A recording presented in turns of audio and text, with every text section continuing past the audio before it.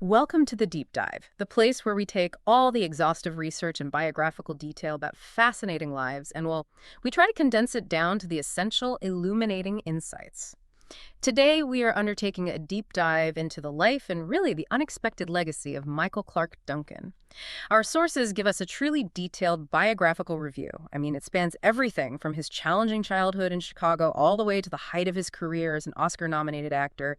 And it also documents his professional achievements and ultimately his passing far too young. It's a profound story. It is. So our mission today is to synthesize this information to fully understand the journey of an actor who had this immense, towering physical presence, yet repeatedly brought an unexpected and profound tenderness to his most memorable roles. The definitive gentle giant. Exactly. He was, to so many who watched him, the definitive gentle giant.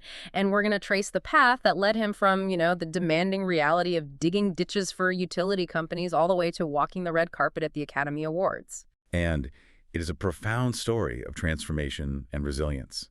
The source material is incredibly rich, covering foundational moments in his early life, the definitive turns in his career, the physical demands, and even details regarding his personal life and his health disciplines.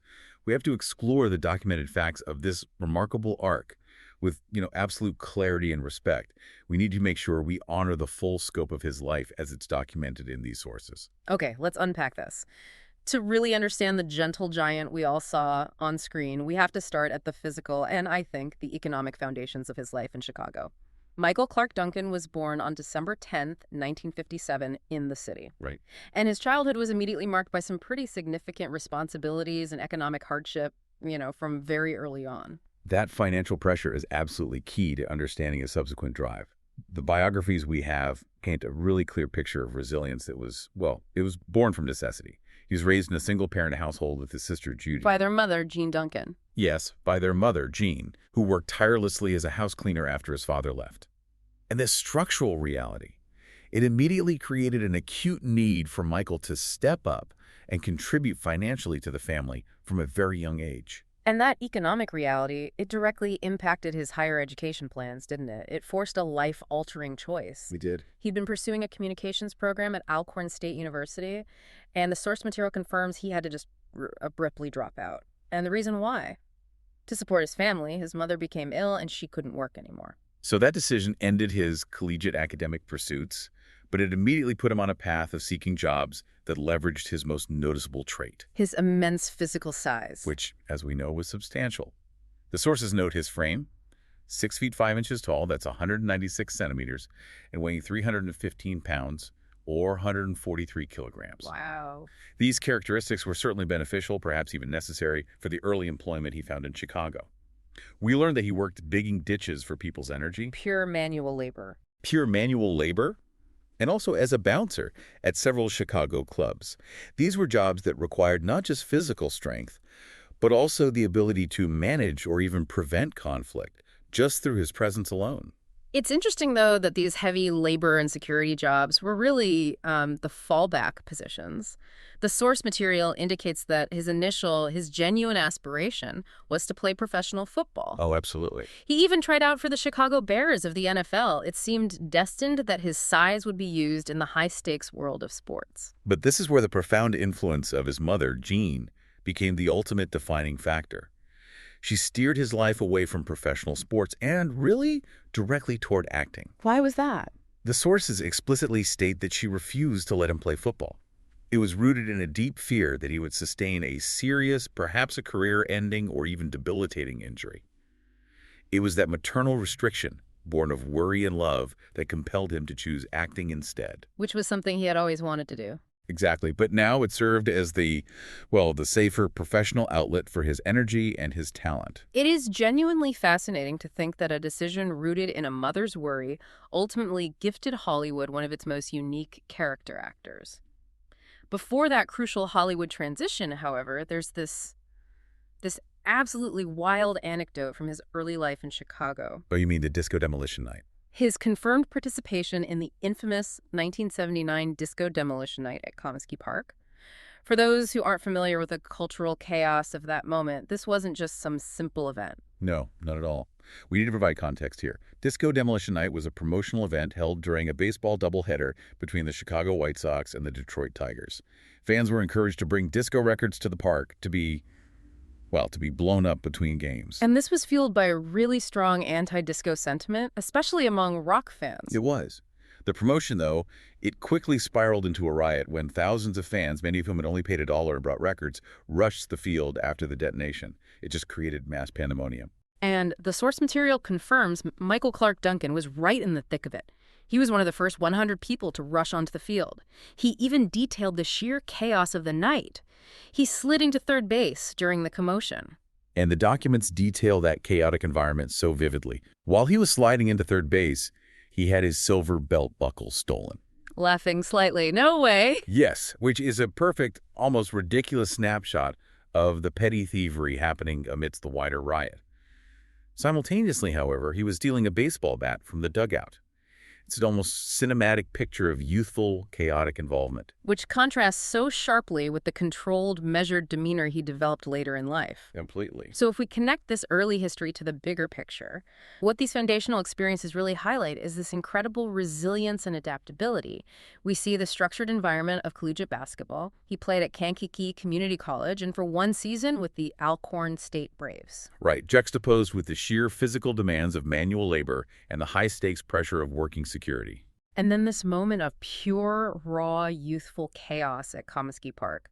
These were the essential formative elements that built the foundation for the professional discipline and the emotional range he would later exhibit on screen. He was always accustomed to physically intense, high-stakes environments, whether they were structured or unstructured. The fact that he was so grounded in these diverse, real-world experiences, from the collegiate court to the construction site and the chaotic club scene, it gave him a deep reservoir of human experience to draw upon when he eventually did start acting. He wasn't just an imposing figure. No, he was an imposing figure who had lived through the grind. And those high-stakes, physically demanding environments translated directly into his work when he made the pivotal move to Los Angeles to pursue acting. He was seeking work in front of the camera, but he financed his dreams by returning to the familiar trade of, various security jobs in L.A. And this period as a celebrity bodyguard is so crucial because it was the bridge between his old life and his new one. It placed him directly in the orbit of the people who would later become his professional peers. And the client list is pretty amazing. The sources detail a remarkably high-profile roster of clients. He worked for figures like Will Smith, Martin Lawrence, Jamie Foxx, and LL Cool J. These are major names in the mid-90s. Working for them must have given him invaluable insight into the mechanics of the industry. But there was one particular association during this time that was the most significant and, tragically, the most defining.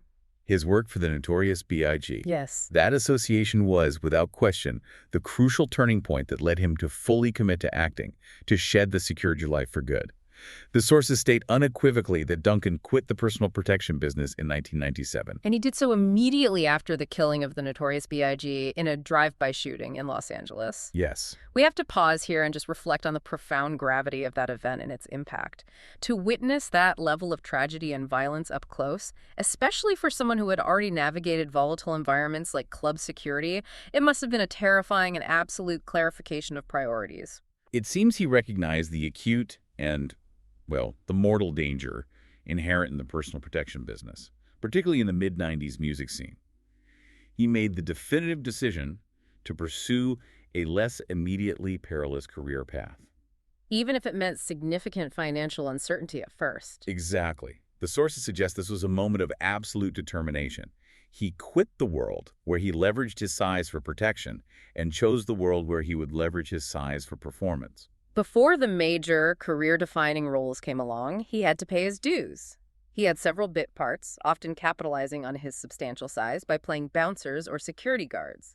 We've seen those roles listed in films like Bulworth and A Night at the Roxbury. And he was often credited simply as Big Mike Duncan in those early appearances. Then came the breakthrough into the major league. He gained true prominence as the character Bear in the 1998 Michael Bay blockbuster Armageddon. This was a huge turning point. It was a high-visibility project, but it was also a turning point for another, more personal reason. And here's where it gets really interesting, because Armageddon was much more than just a job. It was the location where he forged a key relationship that opened the most important door in his entire career. During the production of that film, he became friends with his castmate, Bruce Willis. Right. And this is a remarkable example of, you could call it, Hollywood patronage. The sources confirm it was Willis's direct influence that helped him secure his definitive breakout role. Willis, impressed by Duncan's character, his presence, and his talent, he leveraged his own star power to recommend him directly for the part. Which speaks volumes not just about Duncan's charisma, but about the immediate and deep bond he formed with a major Hollywood player like Willis. A huge star at the A time. huge star. And that definitive role, of course, was John Coffey in the 1999 Frank Darabont film The Green Mile, an adaptation of the Stephen King novel starring alongside Tom Hanks. And it was the role that completely cemented the archetype of the gentle giant, which is really the central thesis of our deep dive today.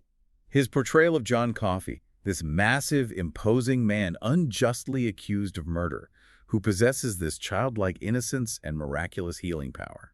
It just showcased his ability to deliver immense emotional depth and profound tenderness, despite his towering physical size. And that performance was immediately a critical phenomenon. The recognition he garnered was immense and diverse. It truly cemented him as one of the best supporting actors of that year and marked a huge shift in his professional status from, a working actor to an A-list talent. And the list of honors is long. It is. We see a significant list documented in the source material.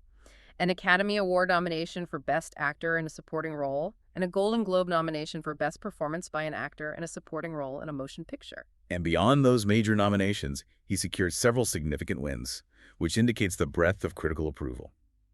He won the Critics' Choice Movie Award for Best Supporting Actor and the Saturn Award for Best Supporting Actor. Which speaks to his appeal both within traditional Hollywood and, within the genre film community. Exactly. He also won the Black Reel Award for Best Supporting Actor. This was a true career-defining moment that instantly validated his shift from security work to the demanding, high-stakes world of serious film acting. This performance. It became his professional calling card. And the benchmark against which all his future roles would be measured. Absolutely. So following the massive success and acclaim for The Green Mile, Duncan was immediately cast in a string of films that solidified his versatility across action and comedy genres. He was establishing his credentials rapidly, showing he wasn't just a one-hit wonder defined by one sentimental role. And that versatility is so key to maintaining a lasting career. The filmography shows this rapid pace of high-profile work where he utilized his size and his timing in all these different ways. Right, like Frankie Figg's Figueroa and the 2000 comedy The Whole Nine Yards. He had a great comedic timing. He really did. Then he played Colonel Attar, a fierce guerrilla antagonist in Planet of the Apes in 2001, and then Balthazar in the 2002 action film The Scorpion King. He was clearly showing he could blend comedy, sci-fi action, and pure physical presence with authority. But the next major challenge was perhaps his most physically and critically demanding action role, one that required both intense physical change and, well, it tackled a cultural discussion. The Kingpin. The Kingpin. He was cast in 2002 as Wilson Fisk, known as the Kingpin, for the 2003 film Daredevil. And this casting presented a fascinating dual challenge that we really have to elaborate on. Firstly, the sources note that he faced this unique pressure of portraying a character, Wilson Fisk, who was traditionally and definitively depicted in the Marvel Comics as a white, often obese crime lord. So that casting decision alone ignited discussions about racial representation and redefinition in comic book adaptations. It did. It forced Duncan to step into a culturally charged role. And secondly, there was the sheer physical transformation required. Kingpin is defined by his imposing, almost surreal bulk. Exactly. The sources state that Duncan, who was already a very large man, had to gain an additional 40 pounds, or 18 kilograms, just to fit the physical demands of the character's physique as it was conceived for the screen. That is an enormous amount of weight to gain specifically for a role. The physical and dietary commitment to that transformation is intense, especially when you consider the demanding schedule of a major studio film. Gaining and then maintaining 40 pounds of mass is a significant burden on the body, which speaks to his dedication.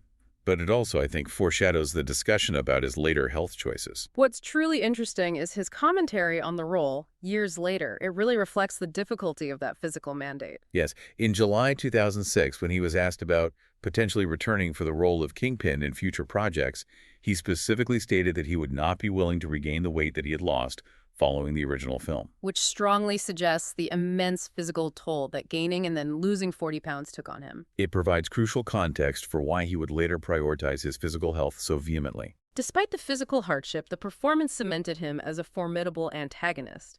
And while he stepped back from the live-action Kingpin, he did later reprise the role for the voice cast of Spider-Man, the new animated series, leveraging that powerful vocal presence. And we also see him excel in other antagonistic roles, often utilizing his imposing figure for this kind of controlled menace.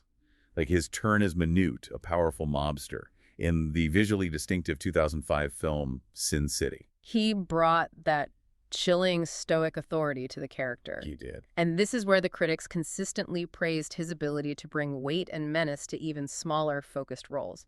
It showed that he didn't need the lead to dominate a scene. I want to draw specific attention to the critical recognition he received from the renowned critic Roger Ebert. Right, for The Island. For his performance in the 2005 film The Island.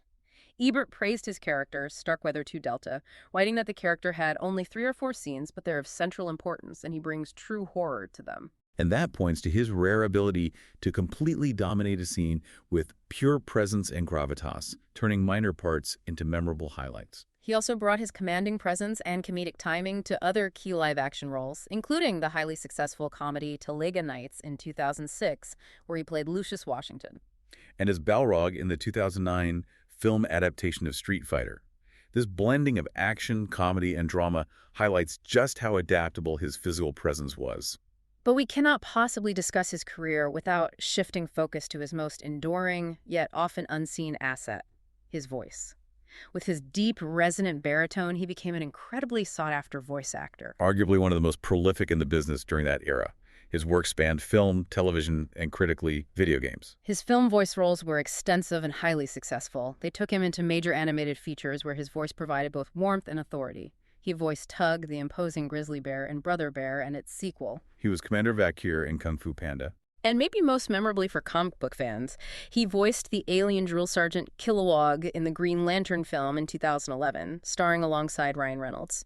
His voice itself was a character. And the video game world also utilized his distinctive vocal talents heavily. They understood that his voice could instantly confer weight and menace or nobility. He voiced Benjamin King, a central figure in the Saints Row franchise. He was the imposing Titan Atlas in the massively popular God of War 2. And the demons, Ladlord Ygorl in Forgotten Realms, Demon Stone, among many others. It's clear that his vocal talent alone was enough to populate entire fictional universes, allowing him to establish this diverse and lasting footprint across multiple media, whether or not his face was visible. And what's so fascinating there is that the voice work allowed him to continually embody the giant archetype, but without the physical risks of, weight fluctuation or intense stunts. His voice offered perfect consistency, making him reliable across all these platforms. It just proved that his charisma was auditory as much as it was visual. While his film work dominated the headlines, Duncan maintained a really robust and consistent presence in television, often utilizing his distinctive physicality and voice in carefully selected guest roles that, I think, deepened his connection with the viewing public. His television work was very varied. It showed his willingness to work across different genres and platforms. He guest starred in an episode of CSI NY as Quinn Sullivan, bringing gravitas to the crime procedural format. He also appeared in the Disney Channel show The Sweet Life of Zack and Cody as Coach Little, showcasing his family-friendly appeal. Right, and he played Mr. Colt in the second season premiere of the spy comedy Chuck. He also had a recurring guest role on the successful sitcom 2.5 Men as Jerome Burnett. But the most significant television development in his later career was his deep connection to the popular crime procedural Bones, which led to a key starring role. Yes, this was pivotal. He guest starred in a Bones episode titled The Finder in April 2011. He played the character Leo Knox, a fascinating and unique character who was a former military policeman with this unusual, almost supernatural ability to find anything. A true fixer and tracker. Exactly. The sources confirmed this single guest role was so successful that it served as the backdoor pilot, leading directly to him receiving his first starring role in a series, the spin-off The Finder. And that series premiered in 2012, with Duncan appearing in all 13 episodes of that show's run as Leo Knox. It was the fulfillment of years of supporting work, finally culminating in a leading role. And there's a really poignant and powerful postscript regarding his dedication to this particular production. The Bones Season 8 episode, The Partners in the Divorce, which aired only 3 weeks after his death, was dedicated to him. That dedication speaks volumes about the respect and affection he had earned among the cast and crew of the production universe he had joined. It really does. Another unique and truly humanizing aspect of his public persona was his recurring role as a talk show regular, specifically on The Late Late Show with Craig Ferguson. He appeared an incredible 18 times, which made him one of the show's most frequent and beloved guests. His rapport with Ferguson was so genuine and captivating, and it allowed the public to see the warm, witty, and intelligent man behind the intimidating characters he often played. The sincerity of that connection was evident when, the day after Duncan's passing in September 2012, Ferguson began his show with a direct and heartfelt tribute. The respect extended even further.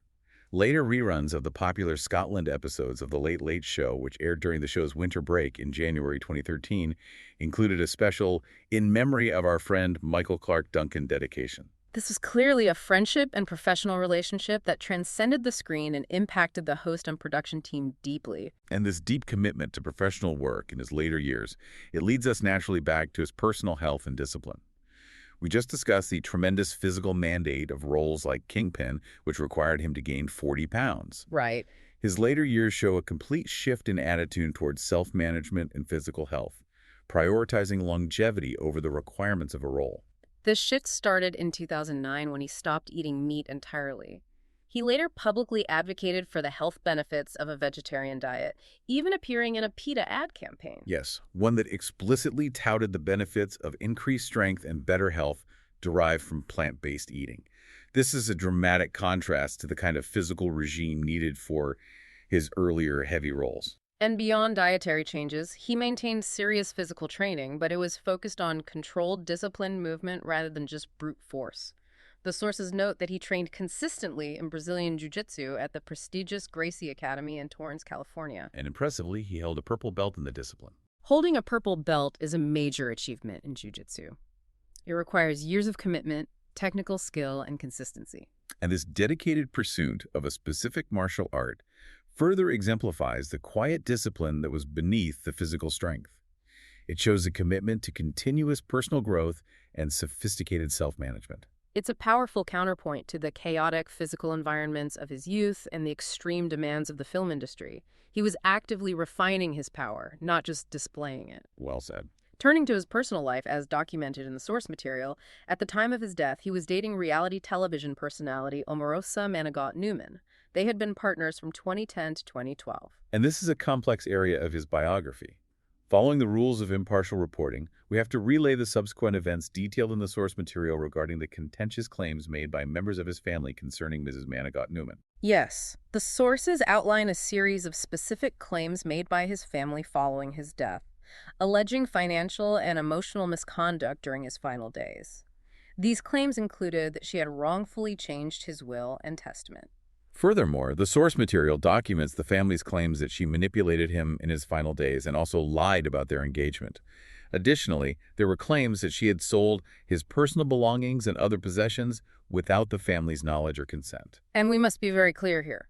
We are presenting these as the claims made by the family and documented in the sources. We are ensuring we convey the complexity and contentions surrounding his estate and final relationship without drawing any conclusions about the validity of those claims. Absolutely. However, the sources also confirm a very public and charitable action taken by Omarosa in his honor following his death, which is also an important factual detail we must report. In 2013, she appeared on the reality competition show, The All-Star Celebrity Apprentice. Right, and she explicitly stated she was playing in his honor for his favorite charity, the Sue Duncan Children's Center.